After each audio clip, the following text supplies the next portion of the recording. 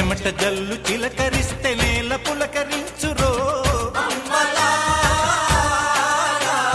వానుస్తే భూతల్లి సీమంతమాడురో, తంగేళ్ళు గన్నేళ్ళు పసుపు కుంకుమిచ్చురో,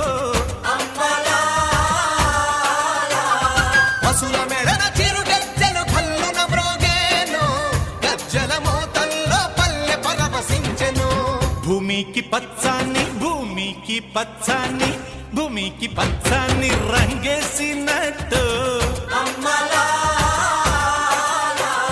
పంట సేలు పెరగాలి